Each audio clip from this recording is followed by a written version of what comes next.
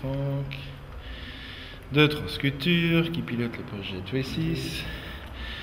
Ici à Via, nous sommes très contents d'être avec vous. Et là, vous êtes en charge d'un tout nouveau projet européen qui s'appelle Traces, alors qui combine à la fois des musiques, les nouvelles technologies, les arts de la scène. Quelle est la finalité de ce nouveau projet? C'est surtout un projet avant tout d'un temps de réflexion qu'on a eu envie de se donner avec nos partenaires.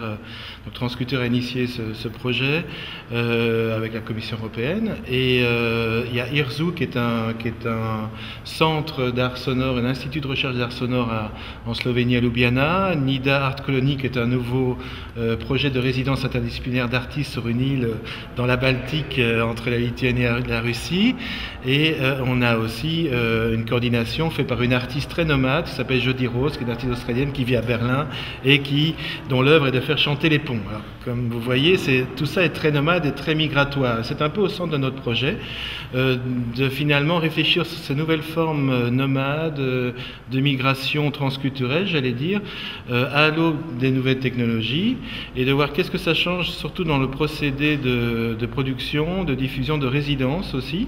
Donc c'est plus le temps de réflexion. Traces, ça veut dire Transcultural Research Artist Curator Exchange Series. Donc on voit bien que l'artiste et le commissaire d'exposition sont mis sur le même plan pour réfléchir sur ces nouvelles formes d'échanges transculturels. C'est ça qui nous a motivés. Donc ça passe par des workshops. On était en février au Festival Transmédia accueilli pour une semaine où on servait du thé lituanien dans le Traces Lounge, mais surtout pour s'interroger sur ces enjeux-là. Et quelque part, il y a aussi un principe de convivialité. On a envie de prendre le temps de la rencontre. On est tous dans un processus accéléré de production. Il faut toujours produire des œuvres, des projets, des dossiers. Et là, on s'est dit, on va produire un dossier, un projet pour pouvoir s'arrêter et discuter dans l'échange transculturel ensemble. Donc c'est vraiment un projet axé sur la production d'un contenu scientifique ou d'un contenu réflexif, en tout cas sur cette notion de nomadisme pour en fait déjouer la géolocalisation, rejouer les travaux. On sait que Jodie Rose est quand même fascinée par l'enregistrement des ponts. Oui, il y a un peu de ça, c'est-à-dire que c'est un projet de réflexion qui n'a pas une prétention académique, je dirais, mais qui est aussi empirique. Donc en même temps, on organise des performances, des symposiums, des workshops et des résidences d'artistes, mais la finalité, c'est avant tout de voir comment dans une publication, un DVD, qui seront faits en même temps par des artistes et des commissaires d'exposition, et puis il y a l'aspect pays de l'Est aussi, puisque ces partenaires viennent de l'Est et ils ont une autre mentalité, ils essayent de voir les choses de manière à la fois plus ouverte et avec des économies mixtes aussi, parfois difficiles aussi, mais avec plein d'idées qui nous rafraîchissent beaucoup ici dans l'Europe occidentale.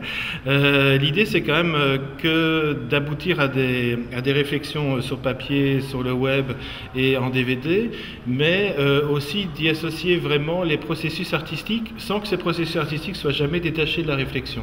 Donc ce côté nomade, comme vous disiez, est vraiment au centre du projet, chacun ayant des contextes très différents. Une île dans la mer Baltique, ici nous à Mons, mais en même temps très nomade, le centre de recherche sonore en Slovénie qui essaye quelque part d'avoir une forme de résistance contre l'institution encore assez lourde là-bas, et puis des partenaires qui sont aussi le Festival Pixelec à Helsinki. On sait qu'ils essaiment des pixels, mal aux pixels en France, oui, pixels en Afrique, etc. Donc ils ont aussi cette mentalité très de dissémination, je dirais, et aussi la Kitchen, le Media Lab, la Kitchen à Budapest, qui a des ressources par la téléphonie privée. Donc c'est encore une autre forme d'échange et de manière de travailler avec un Media Lab. Et on a un autre projet encore avec un autre partenaire qui s'appelle MIGA, ça veut dire Migrating Art Academies, déjà tout est dit, donc c'est l'Académie des arts, mais de manière migratoire, avec l'école de Poitiers, d'Angoulême, mais aussi des médias de Cologne, et Vinus encore. Donc vous voyez, tout ça, c'est des gens qui finalement ne peuvent pas rester en place et qui estiment que la détériorisation et la retériorisation aujourd'hui, ça va un peu dans le processus artistique et de réflexion, et qui se disent que tout ça, ça doit aussi passer par une forme de critique, mais encore une fois une critique empirique, elle ne peut pas être autrement.